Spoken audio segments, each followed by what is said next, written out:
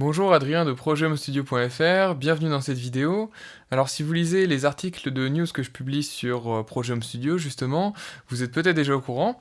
Ce qui s'est passé, c'est que au tout début du confinement, là en 2020 pour le confinement coronavirus, au tout début du confinement, ça faisait je pense 1 ou 2 semaines qu'on était bloqué chez nous, mon PC, le PC que j'utilise pour Projet Home Studio pour écrire les articles, etc., mais aussi pour ma propre musique, mon PC a rendu l'âme, donc j'avais un gros problème au niveau de la carte mère ou du processeur, quelque chose comme ça. Donc du coup, plus du tout de PC, en confinement, c'est super. Donc ce que j'ai fait, c'est que j'ai pris 1 semaine à peu près pour, on va dire, me réactualiser sur les composants, voilà, regarder un petit peu ce qu'il y avait sur le marché. J'ai commandé tout sur Amazon, c'est arrivé à peu près 1 semaine après, et du coup le lundi de Pâques j'ai monté le PC moi-même, en sachant que c'était la première fois que je le faisais, donc c'était un petit peu stressant, mais ça s'est bien passé. Et je vous avais promis du coup de vous faire une petite, soit une petite vidéo, soit un petit article pour vous dire un peu ce que j'avais mis dans le nouveau PC. Donc il y a pas mal de personnes qui m'ont posé des questions, soit par mail, soit sur les réseaux sociaux, sur Facebook. Du coup voilà la vidéo. Si vous la regardez sur le site Projet Home Studio, il y a un article en même temps, et si vous la regardez sur YouTube, dans la description de la vidéo, vous avez un lien vers l'article en question qui va couvrir certains sujets qu'on va parler dans la vidéo en termes de composants, mais aussi parler un petit peu de benchmark. A tout de suite.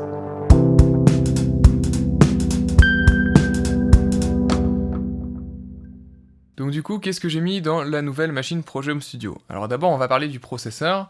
Niveau processeur, j'avais un Core i5, un vieux Core i5 sur mon ancienne machine. Donc j'ai toujours eu des Intel, donc je me suis dit, bon, je vais continuer dans cette direction-là. J'ai plutôt confiance, on va dire, même si les AMD commencent à être vraiment sympathiques, notamment en termes de rapport qualité-prix.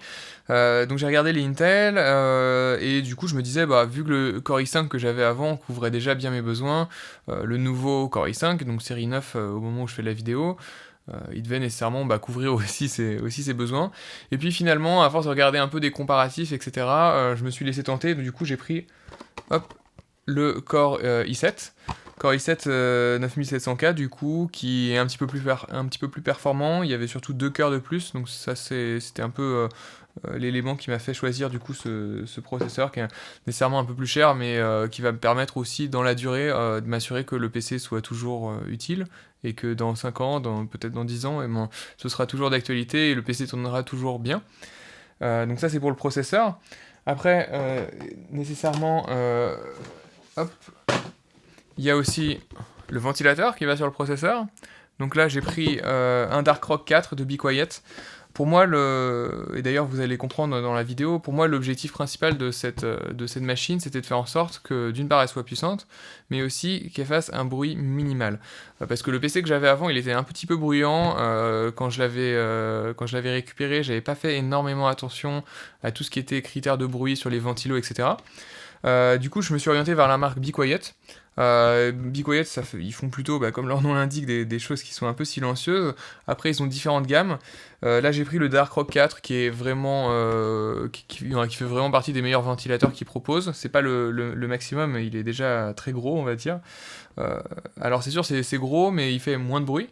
Donc ça c'est bien, et puis comme il est gros, il va refroidir mieux, plus vite, et du coup ça veut dire que le ventilo va tourner aussi moins longtemps. Donc s'il tourne moins longtemps, ça veut dire aussi que ça fait moins de bruit au global dans la machine. Donc ça c'est plutôt sympathique. Donc voilà, vous voyez, il y a la boîte, parce que du coup j'ai déjà monté tout le PC, vous verrez quelques vidéos à la fin de cette vidéo, vous verrez quelques exemples quelques images du montage. Et voilà, donc ça c'est pour le ventilo, sachant que du coup il bloque, comme ça c'est gros, il bloque un des slots de RAM sur la carte mère, mais bon ça c'est pas très très grave et c'est assez courant pour les ventilos. Voilà. Niveau RAM, je suis parti sur des RAM Corsair assez standards, les Vengeance LPX. Donc je suis en DDR4 bien sûr, hein, c'est normal. 3200 MHz. Par contre, j'ai fait le choix de prendre 32 gigabits. 32 gigabits, c'est clairement beaucoup trop par rapport à ce dont j'ai besoin, parce que déjà 16 gigabits, c'est pas mal. Mais bon, j'ai hésité un petit peu.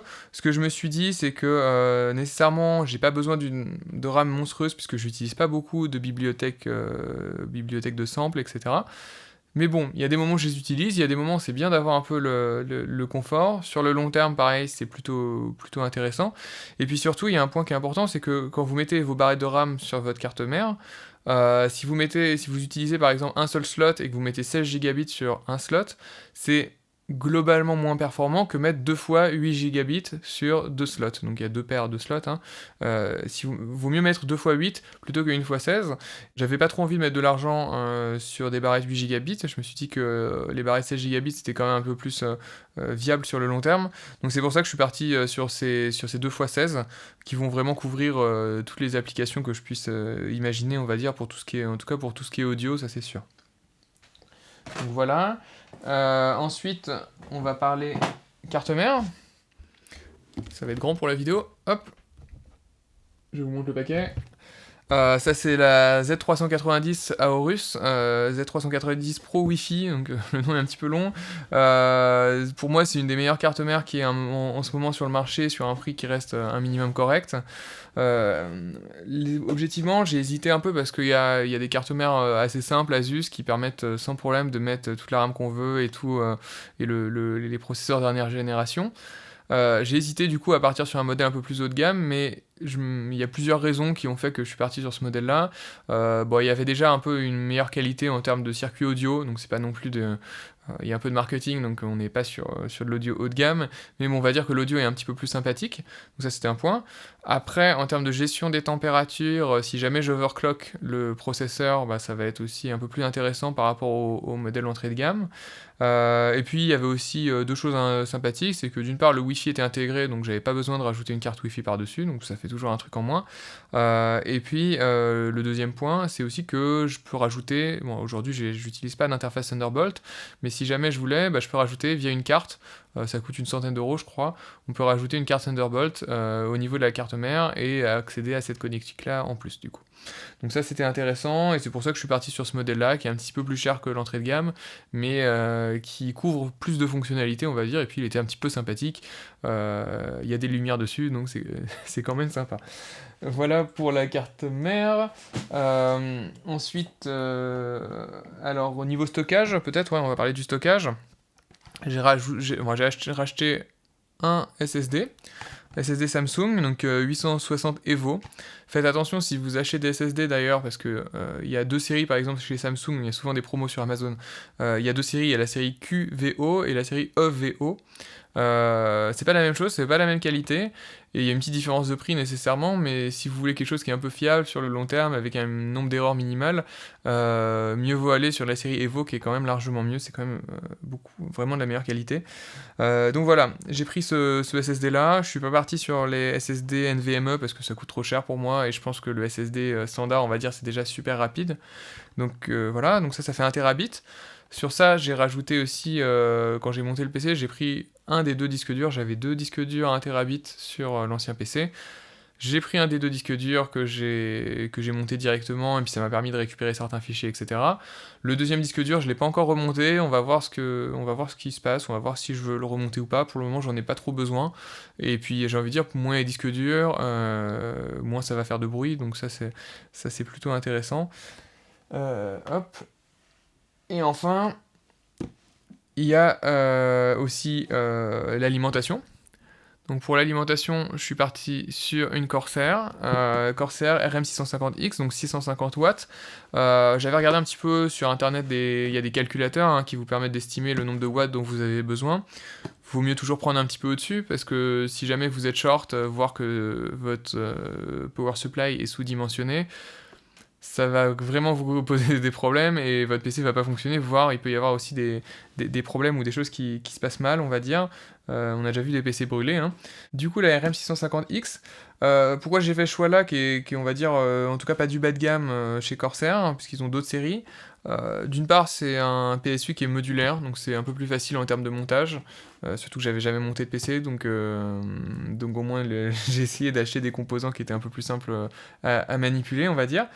Et puis le deuxième point, c'est que même s'il y a, donc vous pouvez voir sur la photo, et puis sur l'article Projet Home Studio, vous verrez plus en détail, même s'il y a un ventilo qui est assez gros, en fait, si jamais il n'y a pas besoin, il va pas tourner déjà. Donc ça, c'est quelque chose d'assez positif, c'est-à-dire que du coup, ça va potentiellement faire moins de bruit. Et puis même quand il tourne, il fait un bruit qui est quand même très très faible. Donc du coup, c'est pour ça que j'ai choisi ce modèle-là, parce que franchement, tout ce qui était ventilo, etc., mon objectif, c'était vraiment de faire en sorte que ça tourne le moins possible, ou alors que ce soit le plus efficace possible, en faisant le moins de bruit possible. Donc c'était un peu... ça peut être un peu compliqué, mais aujourd'hui, le PC que j'ai, bah, du coup, il fait vraiment aucun bruit. Donc ça, c'est plutôt sympa. Donc voilà pour l'alimentation, 650 watts, pour vous, si jamais vous n'avez pas d'ordre de grandeur, 650 watts, ça couvre vraiment tout ce que vous pouvez imaginer à partir du moment où vous avez une seule carte graphique. Il ne faut surtout pas imaginer que vous avez besoin d'un PSU à 1000 watts. Si vous n'êtes pas en train d'overclocker votre PC, que vous n'avez pas de carte graphique, etc., il n'y a vraiment pas besoin d'aller sur quelque chose de trop gros, même si dans l'absolu, ça ne fait pas de mal en théorie, hein, puisque dans tous les cas, si votre PC il consomme moins de watts, votre alimentation elle va en délivrer moins et puis ça va très bien se passer. Donc c'est pas parce que je suis à 650 watts sur mon PSU que dans la réalité je vais être à 650 watts, je vais peut-être être à 400 ou voilà. Je vais peut-être être à beaucoup moins. Donc voilà pour l'alimentation. Pour le boîtier, vous allez voir les images juste après, puisque puisque du coup, comme je disais, j'ai des petits exemples du vidéo, on va dire, du montage, des petites images. Donc vous verrez le boîtier. Ce que j'ai fait, c'est que j'ai pris un Define C de la marque Fractal Design. Alors Fractal Design, ils font des boîtiers qui sont vraiment de bonne qualité. J'ai passé énormément de temps, objectivement, à choisir le boîtier, parce que nécessairement, il y a l'aspect visuel. Puisque c'est quand même important d'avoir quelque chose qui corresponde un peu au design qu'on aime bien. Je voulais pas du tout un truc trop orienté gamer, je voulais quelque chose d'un peu sobre, mais si possible quand même avec une vitre ou quelque chose comme ça, hein, quelque chose d'un peu transparent pour qu'on puisse voir un peu ce qu'il y a à l'intérieur. Je trouve ça plutôt sympa. Donc déjà il y avait ce critère visuel, et puis ensuite le deuxième point, pour moi c'était moi j'en ai parlé un peu, pour moi c'était le bruit. Et du coup, le bruit, j'ai passé énormément de temps, j'ai passé des heures et des heures à regarder des vidéos qui comparaient le bruit des boîtiers en fonction de la température, etc. J'ai regardé plein de vidéos sur des sites américains, j'ai appris plein de choses intéressantes, et notamment j'ai appris quelque chose qui était un petit peu surprenant, même si en fait, quand on se le dit, c'est logique, c'est que parfois il vaut mieux un boîtier qui soit complètement ouvert, donc du coup le son va plus rapidement sortir, mais du coup il va y avoir un bon flux d'air à l'intérieur, et du coup le boîtier va être assez frais, donc les ventilos vont pas trop tourner. Donc vaut mieux avoir ça parfois, plutôt qu'un boîtier qui est complètement insonorisé, mais du coup il y a un flux d'air qui est, comme tout est fermé, ou presque, il y a un flux d'air qui est largement réduit, donc il fait beaucoup plus chaud à l'intérieur du boîtier, et du coup vos ventilos, le ventiloprocesseur, etc., ça va tourner plus longtemps, plus vite, et du coup au final vous allez avoir potentiellement plus de bruit que sur un boîtier qui serait entre guillemets complètement ouvert. Donc voilà, ça c'était un point intéressant, que j'ai trouvé intéressant. Donc je suis parti sur un modèle avec quand même un bon flux d'air, mais qui était suffisamment insonorisé aussi. Et aujourd'hui, j'ai absolument aucun problème. Les ventilos du boîtier, je les entends un tout petit peu. Donc je pense que à terme, je vais les remplacer par des Be Quiet, mais aujourd'hui, ça marche vraiment super bien. Donc de ce côté-là, il n'y a pas de souci. Et puis enfin, dernier point, c'est la carte graphique. Donc ça, je n'en ai pas parlé avant parce que c'est le seul matériel, le seul composant que j'ai pas changé par rapport à mon ancien PC. J'ai pris mon ancienne carte graphique, qui est une AMD R9 380X, qui aujourd'hui, pour le gaming, c'est clairement pas du tout la meilleure. Mais bon, elle fonctionne plutôt bien pour tout ce qui est affichage graphique lié à des applications audio, et puis objectivement pour les petits montages vidéo que je fais pour YouTube, ça se passe très très bien. Pour Photoshop, ça se passe très très bien. Donc j'ai gardé la même carte graphique. C'est probablement quelque chose que je vais upgrader sur le long terme, ou plutôt pour le long terme, mais upgrader à court terme. D'ici 1 an, je pense que je vais changer. Mais pour l'instant, j'ai préféré investir dans des meilleurs composants pour tout le reste, vu que ma carte graphique fonctionnait parfaitement bien. Et sur ce, je pense que je vous ai présenté à peu près tout ce qu'il y avait dans le PC.